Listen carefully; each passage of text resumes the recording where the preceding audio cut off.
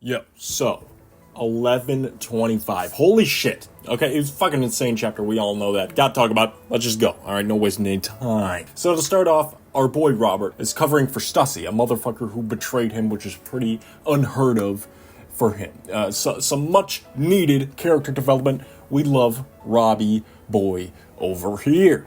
And then we get to Saturn on the boat with all the vice admirals, and he's just sitting there having a little mini existential crisis about how this could have all been prevented if he just destroyed that fucking robot like 200 years ago. And then he kills Doberman for asking if all the shit that Vegapunk said was true. I like how he does this in front of like 20 other vice admirals, so he pretty much just confirms all of the message being true to everyone on that boat. So he pretty much just indirectly answered Doberman's little question there. And then Punk Records flies off to Weatheria.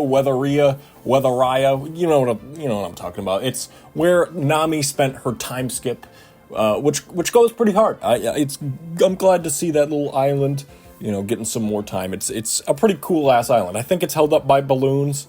If I'm remembering correctly, that could be a different place, but it's a cool-ass area, and I'm glad to see it actually be relevant again. And then, in my opinion, the highlight of the chapter happens, okay? We get Garling just walking in the fucking Gorosei room like he owns the place. He just tells him what the fuck is up. I'm not gonna lie, I kind of love Garling so far. I like this motherfucker more than Shanks, which is a pretty low bar, to be fair, but look, he's got some aura to him, okay? On the aura tier list I made a few months ago, he's going in A tier least.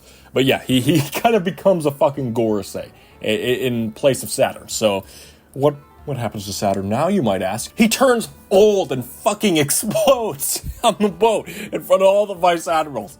So my little theory here is that Emu ripped away the power that Saturn had, and Emu gave the power to Saturn, of course, and all of the aging that he didn't experience over the last, probably 800 years caught up to him in 5 seconds. And that means Garling probably now has a power from Emu, and he's immortal, and he probably has some sort of fucking yokai or whatever. I don't think it's the same one as Saturn, because that'd be pretty disappointing, but I think he's gonna have a crazy ass fruit or whatever the fuck, maybe like a little rat form, because it's genetic.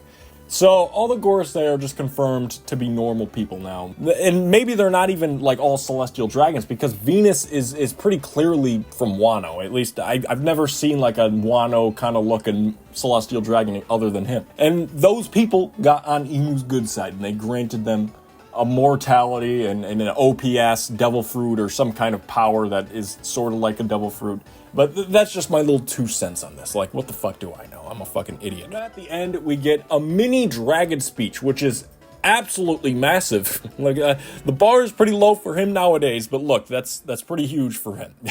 We are getting more and more dragon appearances, which is a very good sign for the future dragon agenda, and the fact that we have literally seen everyone's power except for him and probably Zebek only further enhances my idea that he's going to be a fucking god. But yeah, he talks about how he's got to hurry and do something before the world goes to shit. So hopefully by hurrying, he means by the next 100 chapters or something, because Jesus Christ, I need to see what the fuck this motherfucker is made out of. But yeah, that's about it as far as the chapter goes. This shit was a 10 out of 10 chapter, okay? The 10 out of 10 chapters out of 10 out of 10 chapters. It's one of the best chapters from Egghead, for sure. If this is even still Egghead.